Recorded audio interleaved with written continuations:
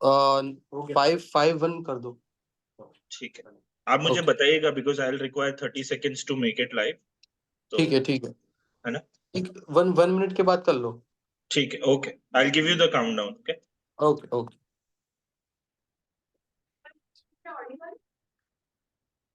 Yes yes ma'am.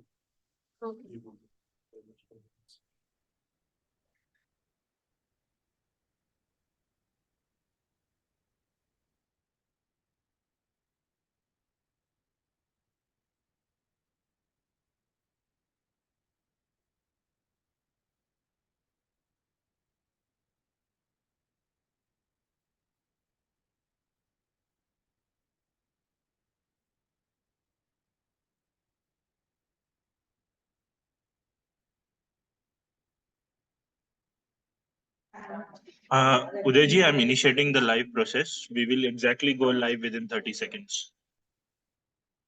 Should I on my video? Okay. Yes, ma'am. Yes, ma'am. You will also on yours?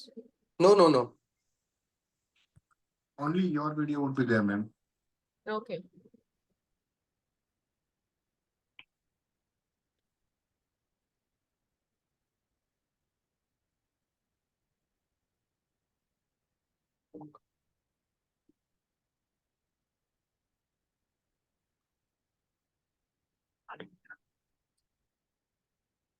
We are live in 3, 2, 1. We are live now.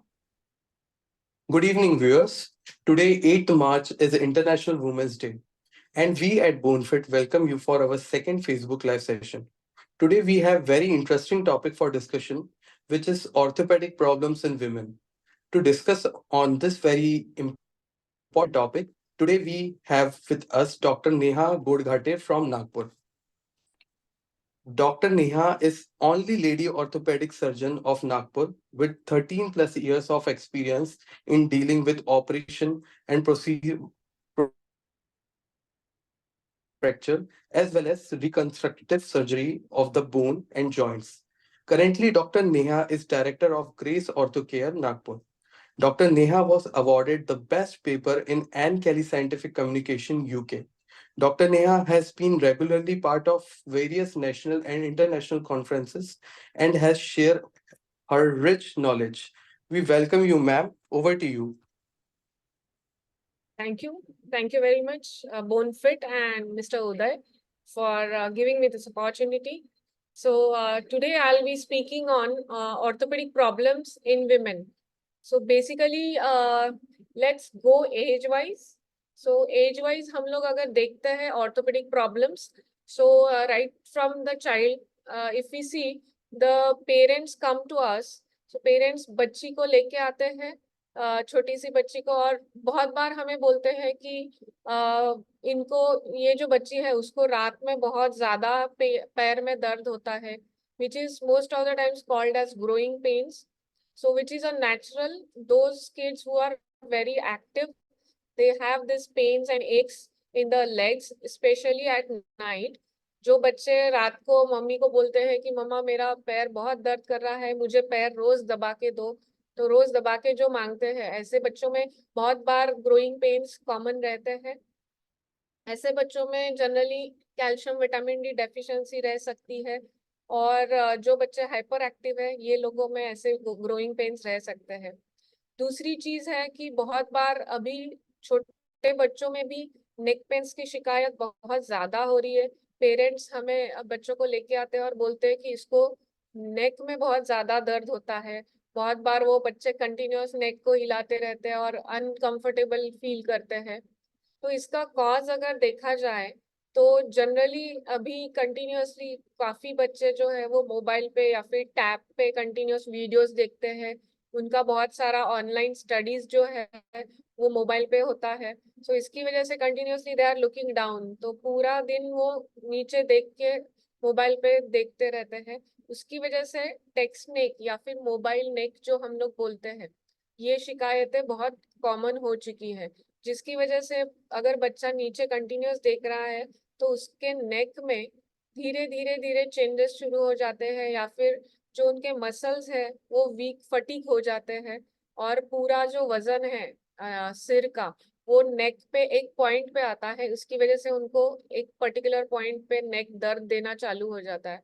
सो ये सब चीजें हैं, ये सब preventable है। एक तो बच्चे को प्रिवेंशन ऐसा है कि बच्चे को नेचुरल सनलाइट में या फिर ग्राउंड पे डेली 1 घंटा खेलना चाहिए। जो नेचुरल जगह पे जो खेलते हैं उसको उनसे नेचुरल सनलाइट मिलता है, जो ऑक्सीजन है आजू बाजू के ट्रीज का वो उसको मिलता है। और जैसे नेचर में रहने की वजह से जो ग्रोथ बच्चों में दिखाई देती है, वो घर में कुछ खेलने की वजह से या फिर इंडोर गेम्स बहुत ज्यादा खेलने की वजह से वो ग्रोथ उतनी होती नहीं है।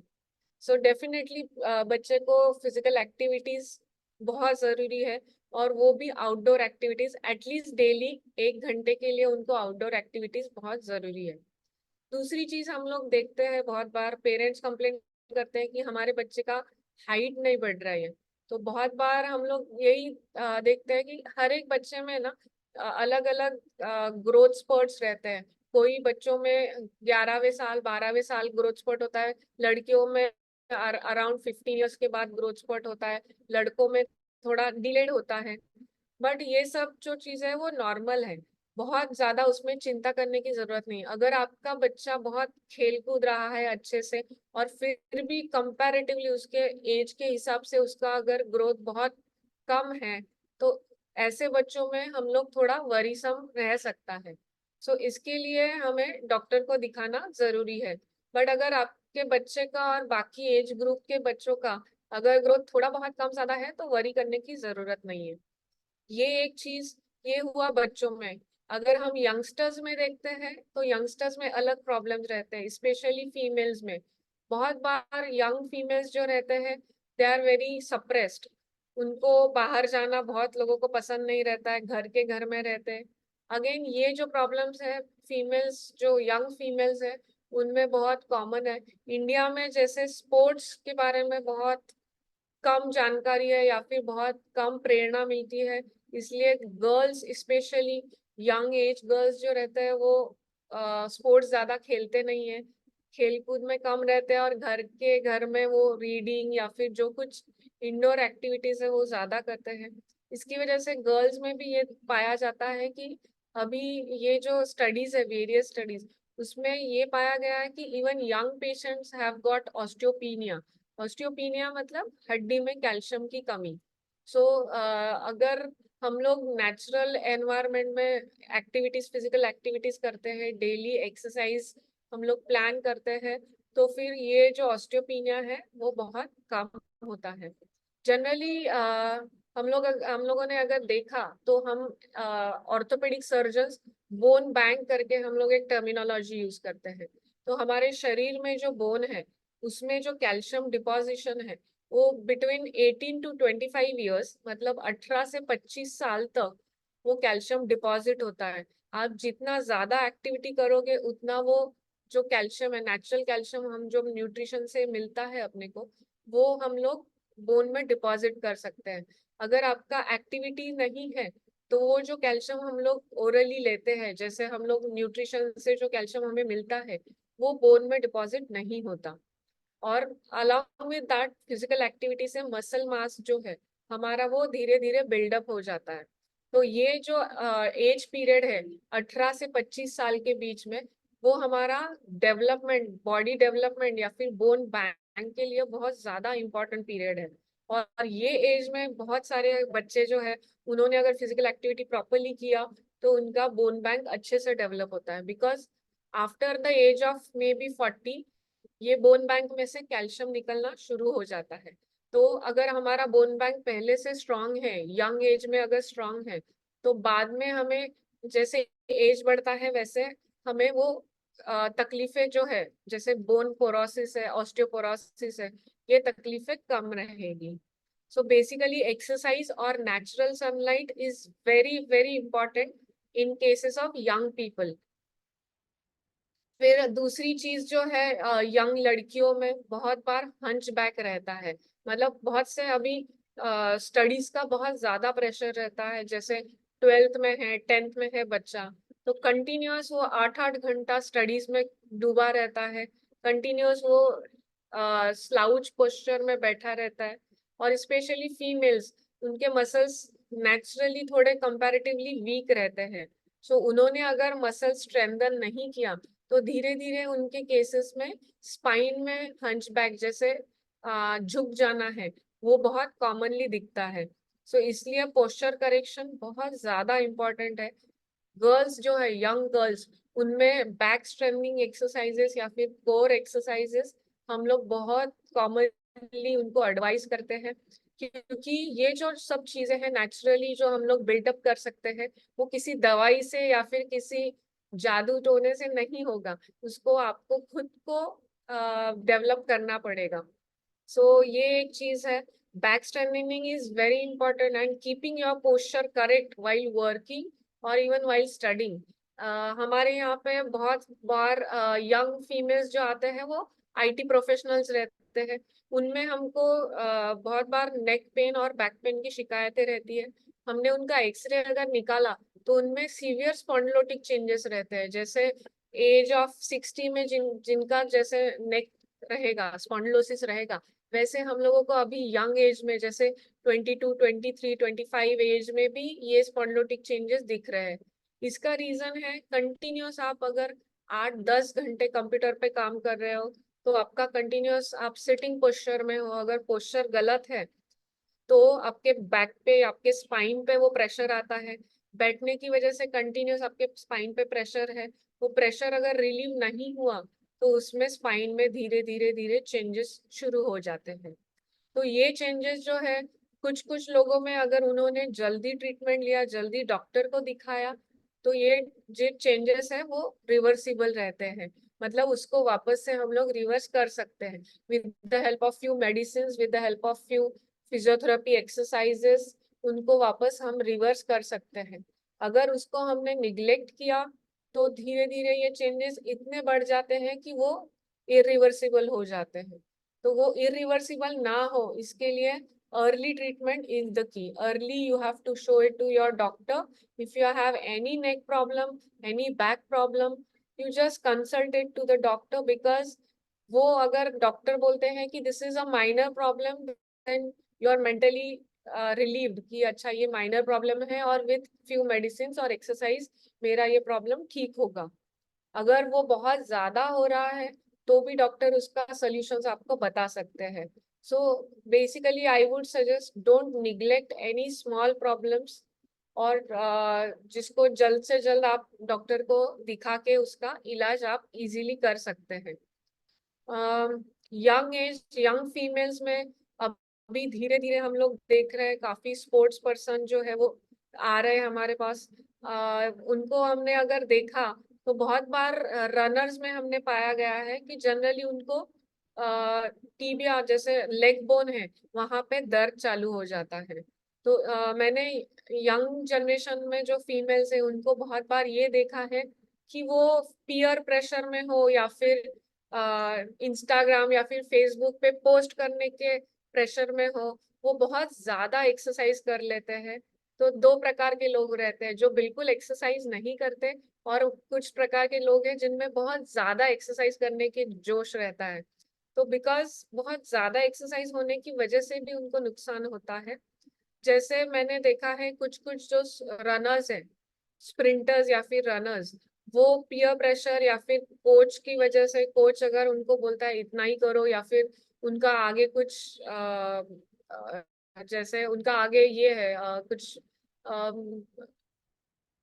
जैसे उनका आगे कंपटीशन है, तो उसमें वो लोग दौड़ना है उनको, तो बहुत ज्यादा प्रैक्टिस कर लेते हैं। एट अ स्ट्रेच 2-2 घंटा, 3-3 घंटा वो रनिंग करते हैं। ऐसे पर्सन्स में या फिर ऐसे फीमेल्स में हमने ये पाया गया है कि उनमें जो टीबिया बोन है वहां पे माइक्रो या फिर स्ट्रेस फ्रैक्चर्स जनरेट होते हैं। स्ट्रेस फ्रैक्चर मतलब एक आधे बोन पे अगर कंटिन्यूस स्ट्रेस आया तो वहां पे माइक्रो फ्रैक्चर्स या फिर जिसको हम लोग माइनर क्रैक्स बोलते हैं, वो वहां पे जनरेट होते हैं। वो टीबिया बोन में होते हैं या फिर फुट में होते हैं। फुट में जनरली छोटे छोटे जो बोन्स रहते हैं उनमें फ्रैक्चर्स या फिर स्ट्रेस फ्रैक्चर्स डेवलप होते हैं। ये स्ट्रेस फ्रैक्चर्स ना डेवलप हो, इसलिए आपको before exercise proper warm up बहुत ज्यादा जरूरी है। और सेकंड थिंग, आपको एक्सरसाइज के बाद प्रॉपर स्ट्रेचिंग और कूल डाउन जो हम लोग बोलते हैं वो बहुत ज्यादा जरूरी है। उसके लिए कोच जो है वो आपको प्रॉपर ट्रेनिंग जो देते हैं, उनसे आप प्रॉपर ट्रेनिंग लेके जो वो बोलते हैं वैसा आप करिए, जिसकी वजह से आपको इंजरी होने के चांसेस ना हो। दूसरी चीज है लिगामेंट्स।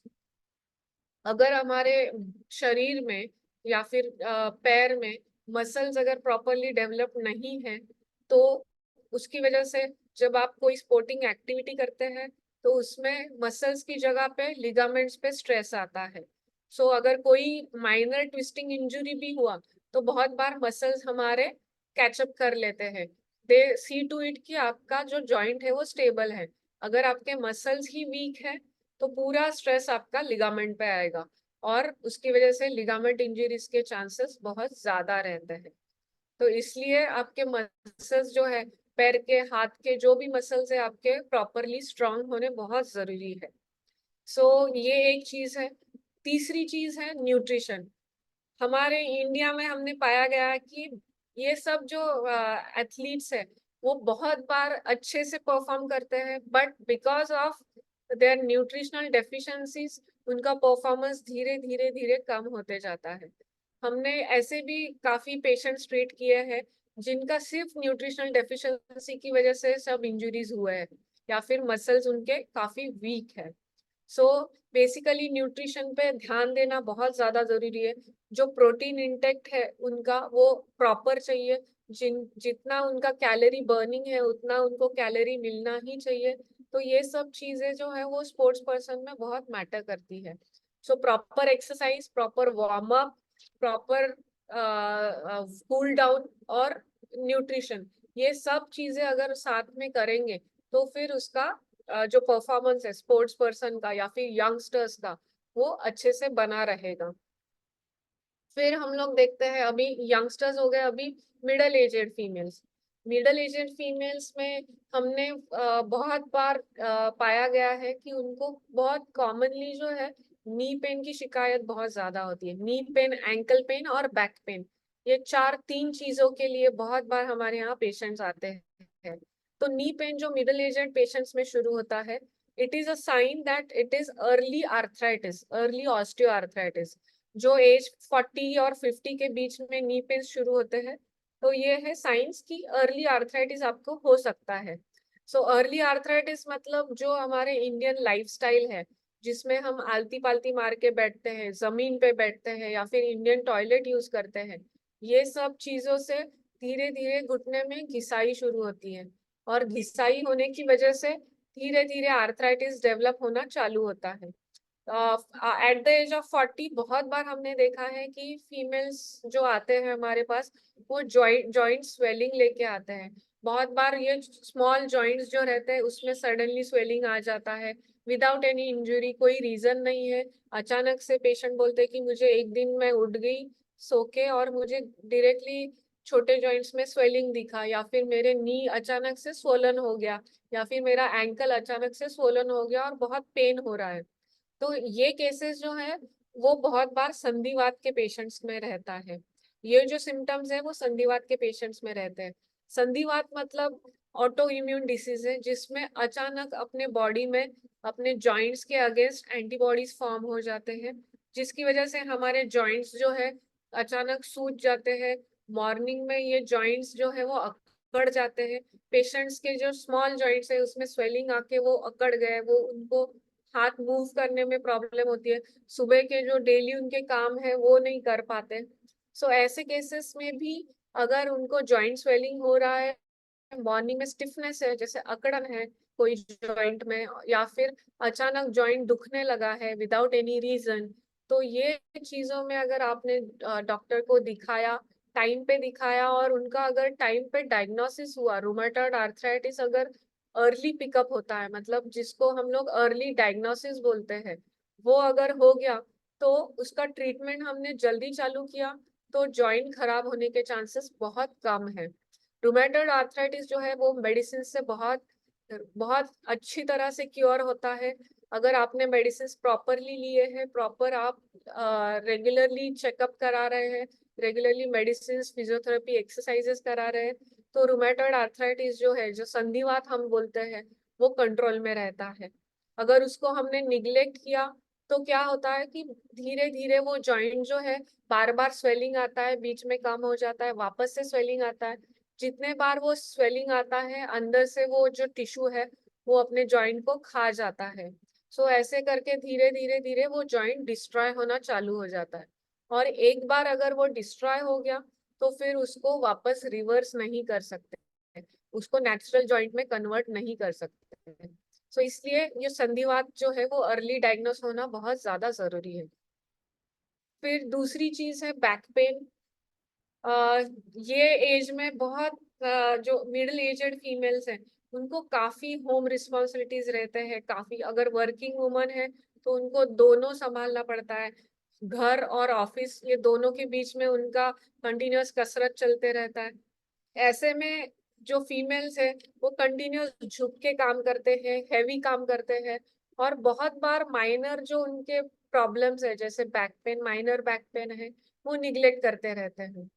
अगर वो बार बार निग्लेक्ट करते रहे तो फिर धीरे धीरे धीरे वो बैक पेन बढ़ते जाता है, और एक स्टेज ऐसा आता है कि सडनली उनका बैक गिव वे करता है। बहुत बार हमारे यहाँ पेशेंट्स आते हैं और पेशेंट्स बोलते हैं कि मैडम मैं तो सिर्फ नीचे झुकी थी कुछ उठाने के लिए, सुबह कुछ किचन में काम कर रहे थे हम और नीचे कुछ गिरा था, हम उठाने के लिए जस्ट झुके और सडनली कैच आ गया, और तब से मुझे बैक में भी पेन हो रहा है और पैर में भी दर्द जा रहा है।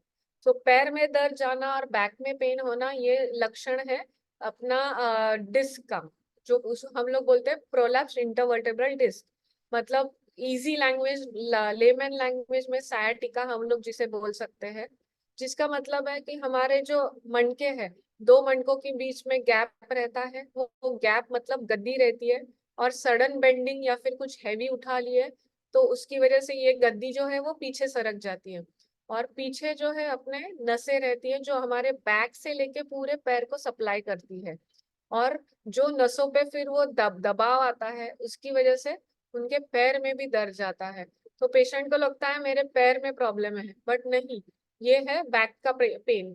सो बेसिकली बैक की प्रॉब्लम की वजह से उनके पैर में भी दर्द जाना शुरू हो जाता है, और ये भी अगर अर्ली स्टेज में हमने ट्रीट किया तो ये भी विथ मेडिसिन और रेस्ट और फिजियोथेरेपी से ये कवर अप होने के चांसेस बहुत ज्यादा है। उसको अगर लेट ट्रीटमेंट चालू किया तो उसमें सिर्फ मेडिसिन से कवर होने के चांसेस थोड़े कम रहते हैं। सो इसलिए early diagnosis again is the best one, prevention is the best policy, but अगर नहीं है, प्रॉब्लम आ गया है, तो फिर आप डॉक्टर को जरूर दिखाइए और जल्दी दिखाइए प्रॉब्लम आने के बाद इमीडिएटली।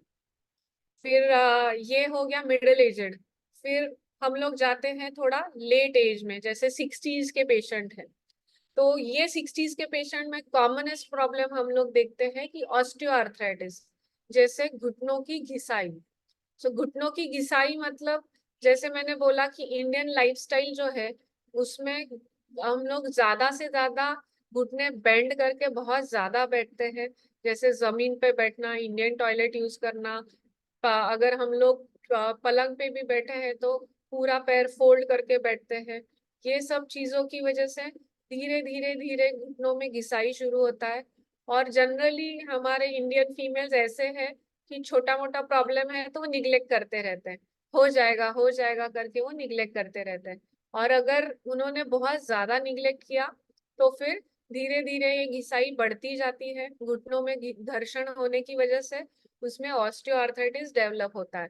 मतलब ऊपर का जो हड्डी है और नीचे का जो हड्डी है उसमें नॉर्मली जो गैप चाहिए वो नहीं होता, धीरे धीरे वो गैप कम होते जाता है, और एक स्टेज ऐसे आती है कि ऊपर की हड्डी और नीचे की हड्डी पूरी एक में एक के ऊपर पूरा घिसने लगती है। ऐसे स्टेज में जब हम लोग देखते हैं पेशेंट को, तो पेशेंट सिर्फ हाउस होल्ड एम्बुलेटर रहता है। हाउस होल्ड एम्बुलेटर मतलब सिर्फ उनको घर के घर में चलना कैसे तो भी जमता है, वो भी वो पेन के सहारे चल लेते हैं। ऐसे केसेस में हम लोग मेडिसिन से उसको रिवर्स नहीं कर सकते। ऐसे केसेस में टोटल नी रिप्लेसमेंट जो है वो बहुत फायदेमंद होता है। जैसे पेशेंट है और उनको बहुत ज्यादा घिसाई है घुटने में और वो चल नहीं पा रहे, तो ऐसे केसेस में टोटल नी रिप्लेसमेंट, जैसे सांधा बदली का जो ऑपरेशन है उसमें उनको बहुत ज्यादा फायदा होता है। वो होने के बाद में पेशेंट ने हम लोगों ने जो ऑपरेट किए हुए पेशेंट्स हैं उनको हमने सेकेंड थर्ड डे उनको नॉर्मली चलाया है, और पेशेंट सच में बहुत ज्यादा पेन फ्री हो जाता है और उनके नॉर्मल एक्टिविटीज बहुत अच्छे से वो कर पाता है, day to day activities without pain वो कर पाते हैं। सो उनका basically quality of life improve होता है। दूसरी चीज ये एज के फीमेल्स में पाई जाती है वो osteoporotic spine fractures. Osteoporotic spine fractures मतलब ऑस्टियोपोरोसिस जो है, मैंने जैसे बताया पहले कि 40 से लेके धीरे धीरे धीरे अपने बोन में से कैल्शियम निकलता जाता है, तो धीरे धीरे कैल्शियम की मात्रा बोन्स से कम होती जाती है, और बोन्स में अगर कैल्शियम की मात्रा कम हो गई तो बोन्स हमारे वीक होते जाते हैं या फिर कमजोर होते जाते हैं। तो ऐसे पेशेंट्स में स्पेशली स्पाइन जो है, हमारे वर्टेब्रे जो है, स्पाइनस वर्टेब्रे जो है, वो उनमें अगर कैल्शियम कम हो गया तो पेशेंट बहुत बार इतना, उनके बोन्स इतने वीक हो जाते हैं कि वो चलते चलते कहीं पे एकदम झटका लग गया, जैसे वो रिक्शा में या फिर कार में बैठे हैं और एकदम से झटका लग गया, तो वो जो स्पाइन है उनमें फ्रैक्चर होने के चांसेस बहुत ज्यादा रहते हैं।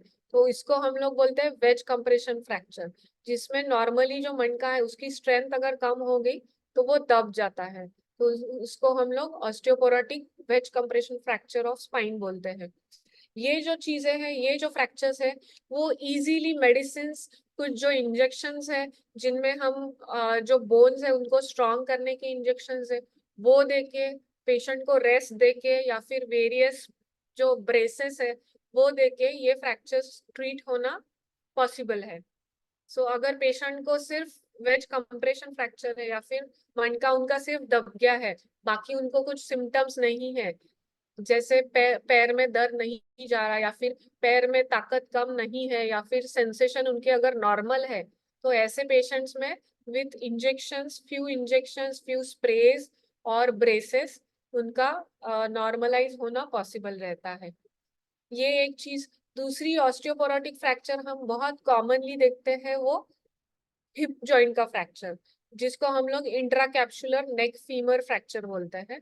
सो ये जो फ्रैक्चर है वो अपना जो बॉल एंड सॉकेट जॉइंट है, जो बॉल है वो अपने फीमर जो बोन है, जो मेन थाई बोन है, वहां से टूट जाता है। वो टूटने की वजह से क्या होता है कि बहुत बार पेशेंट उस पे वजन नहीं दे सकता, वो पैर पे वजन ना देते हुए उनको बहुत ज्यादा पेन होता है। सो बहुत बार हमने देखा है कि पेशेंट चलते चलते ट्विस्ट हो गया ये एज में, एट द एज ऑफ 60 और 70, और एकदम से उनका बोन क्रैक हो गया। सो ये चीजों की वजह से क्या होता है कि पेशेंट का जो है वो हिप जॉइंट पूरा डिसफंक्शनल हो जाता है। डिसफंक्शनल होने की वजह से वो पेशेंट बेड रिडन हो जाते हैं। तो ऐसे पेशेंट्स में भी उसका ट्रीटमेंट है, जैसे वो बॉल जो है वो हम लोग बदली करते हैं सो दैट पेशेंट दूसरे या तीसरे दिन चल फिर सकते हैं। सो जो कुछ चीजें हैं वो प्रिवेंट हो सकती है। वो प्रिवेंट ऐसे हो सकती है कि हमारा, मैंने जैसे बोला, from the age of youngsters से हम लोग हमारा बोन बैंक स्ट्रॉन्ग करें सो दैट बाद में हमें ऑस्टियोपोरोसिस के चांसेस कम रहेंगे, और ऑस्टियोपोरोसिस कम हुआ तो ये सारे जो अवॉइडेबल फ्रैक्चर्स है वो सारे अवॉइड हो सकते हैं। सो ये हुआ हमारा ओवरऑल जो है फीमेल्स के प्रॉब्लम। इसमें हम लोग सब जो प्रॉब्लम्स है फीमेल्स के वो हम लोग प्रिवेंट कर सकते हैं, बट मैं इतना ही बताना चाहूंगी कि at least give your half an hour per day to yourself.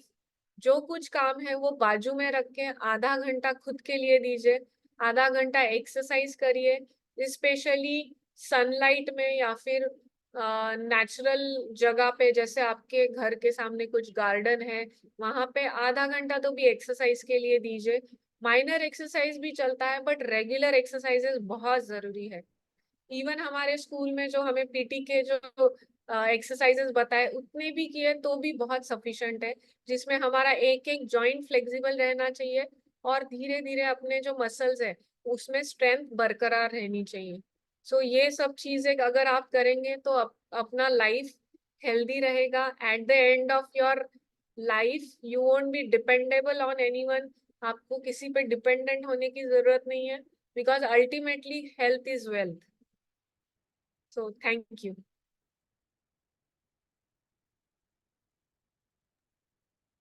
Ma'am, this was a very informative session. Many questions, but if you don't mind, shall I ask one? Thank you, Uday. Hello. Yes. Ma'am, in a chat box, first question is which type of physical activity you would suggest for children's? Right. Children को हमने अगर physical activity देना है तो उनको best exercise है खेलना. Outdoor activities जो है, आउटडोर खेलना, क्योंकि एज एन अडल्ट हम लोग जो एक्सरसाइजेस उनको मतलब बताते हैं या फिर हम लोग जो एक्सरसाइजेस परफॉर्म करते हैं वो उन पे अगर ला देंगे तो उनको उनका उतना इंटरेस्ट नहीं आएगा. हम लोग बचपन में जो प्रीवियस जनरेशन है, हम लोग बचपन में जो खेलते थे तो वो जो खेलना है वो नेचुरली एक्टिविटीज रहता है, नेचुरल फिजिकल एक्टिविटीज रहता है. उनको कोई भी आउटडोर फिजिकल एक्टिविटी जैसे उनको जो कुछ पसंद है, जैसे बास्केटबॉल है, फुटबॉल है, उनको रनिंग है, या फिर अगर कोई क्लासेस उनको नहीं लगाने हैं, कॉलोनी के बच्चों में वो एक में के साथ रनिंग खेलते हैं, जो भी खेलना है वो अगर करते हैं तो नेचुरल उनका फिजिकल एक्टिविटी बढ़ता है और वो नेचुरली उनके मसल्स और बोन स्ट्रांग रहते हैं. उसमें कुछ ऐसा नहीं है कि पर्टिकुलर कोई जिम लगाना है बच्चों को या फिर पर्टिकुलर कोई कोचिंग लगाना है, ऐसे नहीं है. नॉर्मली अगर कोई बच्चा खेलता है, जो ग्रुप में खेलता है, वो जो एक्टिविटीज रहते हैं उससे उनके मसल्स काफी डेवलप होते हैं, उनके बोन स्ट्रांग होते हैं. और अगर किसी बच्चे को स्पेसिफिक कोई स्पोर्ट्स में इंटरेस्ट है तो डेफिनेटली आई वुड सजेस्ट कि उनको वो कोचिंग लगाइए, बिकॉज उनको अगर वो स्पोर्ट्स में इंटरेस्ट है वो डेफिनेटली वहां पे जाएंगे और कोच जो कुछ बताते हैं वो बच्चे पे बहुत इन्फ्लुएंस करता है. हमसे पेरेंट्स से ज्यादा टीचर्स और कोचेस वो उनको ज्यादा इन्फ्लुएंस कर सकते हैं. तो फिजिकल एक्टिविटीज वो इवेंचुअली अच्छे से कर पाएंगे और उनका नॉर्मल ग्रोथ रहेगा. Second question, which is written by Fardeen in chat box, is what could be the reason of chronic back pain? I'm a sales executive and having lower back pain since long time due to bike driving. What should I do now? And any stretching or consultation? Right. Thank you, Fardeen, for the question. So basically, the chronic low back pain, if you are a young person, then chronic low back pain can be mechanical. So mechanical back pain is basically because of over exertion or overuse. जैसे मैंने बताया कि आप अगर बहुत ज्यादा bike चला रहे हैं दिन में, बहुत सारे जो पेशेंट्स हैं हमारे यहाँ आते हैं उनको दिन में 150 kilometres of two wheeler driving होता है उनका, या फिर मोर देन दैट 3 और 4 व्हीलर ड्राइविंग होता है. उसकी वजह से क्या होता है कि continuous if you are on the wheels तो आपके बैक पे बहुत ज्यादा प्रेशर आता है और उसकी वजह से धीरे धीरे वो बैक में चेंजेस चालू हो जाते हैं. सो अर्ली जो चेंजेस है उसको, जो रिवर्सिबल चेंजेस है उसको मैकेनिकल बैक पेन में हम लोग गिनते हैं. अगर आपको back pain at the end of the day हो रहा है तो it is more of a mechanical back pain. अगर ऐसा बैक पेन है तो हम लोग उसको विद फिजियोथेरेपी और मेडिसिन से ट्रीट कर सकते हैं. एंड इफ यू फील कि बहुत ज्यादा बैक पेन हो रहा है तो definitely you should consult once, because back pain के causes, there are multiple causes of back pains. Young generation में मैंने जैसे बोला कि one of the cause is संधिवात, जैसे inflammatory arthritis, that also can cause back pain. So वो अगर अर्ली डायग्नोस हुआ तो उसका ट्रीटमेंट अर्ली चालू होता है. अगर सिर्फ बिकॉज ऑफ योर पोस्चर और because of your occupation if it is causing you problem, then changing of your habits of sitting or maybe lessening of your driving thing, or then strengthening of your core muscles and back muscles, that all will add up to your results, good results. So change of lifestyle and exercises these will add up to your good results. Third question, which is asked by Kaushalendra Kumar, is if children is having leg pain during night time, should we give calcium and vitamin D without consulting doctor? No, I would not suggest that because generally the commonest cause is growing pain, but there are 1% chances that there might be other cause. So it would be suggested by me that always show to orthopedic surgeon to because that children in 99% that children has growing pains, but if that 1% is there, then the doctor would diagnose it and then it would tell you that okay, this is the growing pain, you can give calcium and vitamin D to the patient. So the calcium vitamin D doses also will be decided according to the age and weight of the patient. So it should be decided by the orthopedic surgeon and then it should be taken. It should not be directly taken over the counter. Fourth question asked by Krishna Kant is what do we need to avoid for preventing calcium loss or muscle weakness? Yes, that's a very good question. Again, as I said, that the calcium loss is, which is a natural process, it happens or it exaggerates after the age of 40 in females and after the age of 50 in males. So, to avoid that, you should have a good bone bank, which should be built up between the age of 18 to 25 years of age. And after that, to avoid bone loss, you should have to do you should have good nutritional supplements of calcium. Then you should have continuous exercises so that whatever you are taking, the calcium, whatever you are taking, it should be deposited in the bone. Otherwise, what happens? You are taking the calcium and you are not doing any exercises. The bone doesn't get any stress. So then the calcium which is taken, it is naturally excreted. It is not absorbed in the bone. So to get the calcium into the bone, you should have some stress on the bone. The stress on the bone is generated by some physical exercises. Or to avoid muscle weakness, if you are a pure vegetarian, then your B12 should be checked, vitamin B12 levels. If your vitamin B12 levels are very low, that means your muscle will be very weak. So you should build up the B12 and then start exercising so that your muscles will get built up. And continuous, the exercises is a continuous process. It should not be done only between the age of 18 to 25. It should be a gradual, continuous process. So exercises should be done till you are alive. One question in chat box is it ideal for an osteoporotic patient having the history of cholecystomy can take calcium tablets? Yes. The patients with osteoporosis, they need calcium. The calcium supplements are also different. There are various molecules of calcium. So there are few molecules which are easy to digest. So the doctor can suggest you the typical that particular molecule of the calcium, which will be helpful for you in building up your bone in cases of osteoporosis and which will not be harmful if you have got cholecystectomy done. Or if you have any kidney stones, then also you would not be, it would not be harmful.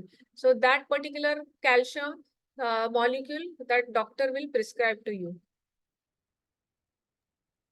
There is one more question, ma'am. Yes. The question is if a girl taking steroid medicines in excess quantity, then the chances of hip fracture increases. Please tell us. Can you please repeat the question? If a girl takes steroid medicines in excess quantity, then the chances of hip fracture increases. Yes, this is a really very good point. So I would like to stress on that point because nowadays I see many people are taking steroids for smaller reasons. Like I have seen few girls taking steroids for their skin conditions or some minor problem. But steroid is given in a proper quantity, in a proper dose, will not harm you. But if taken in a larger dose and with a long time, if you're taking it, then it will definitely harm your body. Steroids, first of all, if taken in young age, it would result in horrible complications like AVN. So we are now seeing lots of AVN cases. AVN is avascular necrosis of femur. So मैंने जैसे बोला था, the hip joint is like ball and socket joint. So that ball has got a blood supply from its own bone. So if we have seen that larger and longer doses of steroids will cause the blood supply, the cutoff of that blood supply. So if the ball has not got any blood supply from its bone, then that ball becomes necrotic. मतलब वो ball धीरे धीरे अंदर से खराब होते जाता है. So hip joint becomes necrotic and hip joint becomes arthritic. So वो बॉल अगर उसका ब्लड सप्लाई कम होते जाता है तो उसका जॉइंट्स में खराबी शुरू हो जाता है. वो बहुत कॉमन है, specially after larger doses and longer doses of steroids. दूसरा जो है, स्टीरॉइड्स की वजह से ऑस्टियोपोरोसिस बहुत कॉमन है. बहुत कोई एस्थमेटिक पेशेंट्स रहते हैं जिनमें स्टीरॉइड्स बहुत ज्यादा जरूरी रहता है, या फिर कोई ऑटो इम्यून डिसीज वाले हैं, या फिर कोई सीवियर एलर्जी वाले हैं जिनको स्टीरॉइड देना ही पड़ता है. ऐसे केसेस में हमने ऑस्टियोपोरोसिस बहुत ज्यादा पाया गया है. सो ऐसे केसेस में along with steroids they have to take calcium supplements, because फिर उनका जो बोन लॉस है वो थोड़ा कम हो जाए, बोन में स्ट्रेंथ आ जाए, बोन में कैल्शियम बिल्डअप हो जाए. इसलिए if at all you can avoid steroids, you should avoid steroids. But if at all they are needed for your health, if they are prescribed by your doctors for long term, then you should add up few exercises, you should add up calcium supplements so that your bones don't become weak afterwards. If your bones become osteoporotic, then there are chances that you will have a hip fracture eventually. There is a question from Richa Sahu in a chat box. क्या stress fracture finger में भी होता है क्या? हम क्या करें अगर ये बार बार फिंगर में पेन दे रहा है तो? जनरली स्ट्रेस फ्रैक्चर जो है वो स्ट्रेस की वजह से होता है. अगर आप रनर है या फिर बहुत ज्यादा आपने चल लिए हैं, जैसे एक दिन में 100 किलोमीटर आप चल गए हैं, तो ऐसे पेशेंट्स में टोज में या फिर फुट में फ्रैक्चर्स बहुत कॉमन है. हाथ के स्ट्रेस फ्रैक्चर बहुत कम है. अगर आपका जो जॉब है जिसमें हाथ का इन्वॉल्वमेंट बहुत ज्यादा है, हाथ का यूज बहुत ज्यादा है, तो ऐसे पेशेंट्स में कभी कभी हाथ में स्ट्रेस फ्रैक्चर्स हो सकते हैं. बट जनरली ये जो फ्रैक्चर्स हैं वो पैरों में पाए जाते हैं, जहाँ लेग बोन है जिसको हम लोग टीबिया बोलते हैं, वहां पे स्ट्रेस फ्रैक्चर कॉमन है.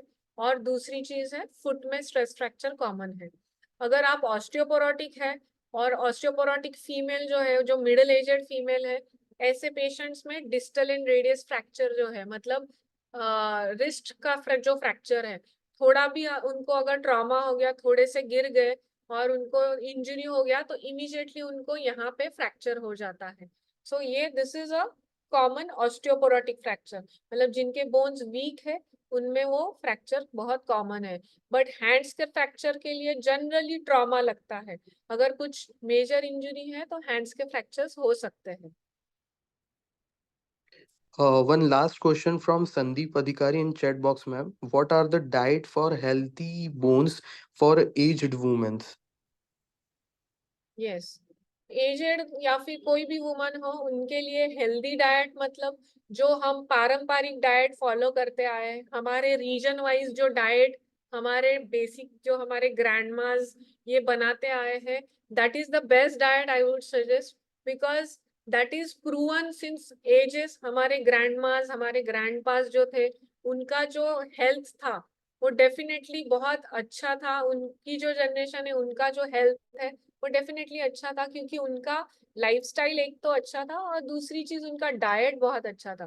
तो वो जो डाइट लेते थे, वो सिंपल डाइट हम लोग भी अगर फॉलो करते हैं तो वो बहुत अच्छे से हमको रिजल्ट्स देगा. दूसरी चीज है, अगर कैल्शियम बिल्ड करने के लिए डाइट चाहिए तो definitely we can add milk in our life. अगर मिल्क आपको सूट नहीं होता है, बहुत सारे पेशेंट्स लैक्टोज इंटॉलरेंट रहते हैं, तो यू कैन ऐड दही या फिर योगर्ट यू कैन ऐड। दूसरी चीज है काजू, गुआवा, रागी जो है, रागी ये एक इतना अच्छा मिलेट है जिसमें सबसे हाईएस्ट अमाउंट ऑफ कैल्शियम रहता है। सो अगर आप रागी के भाकरी खाते हैं तो वो बहुत अच्छा। If you are not able to eat that then you can mix that ragi in गेहूं का आटा, उसमें अगर मिक्स करके भी आप डेली लेते हैं, not for older females, even for children, even for normal adults, if you are taking that, it will build up your calcium naturally. You don't have to take any supplements for calcium.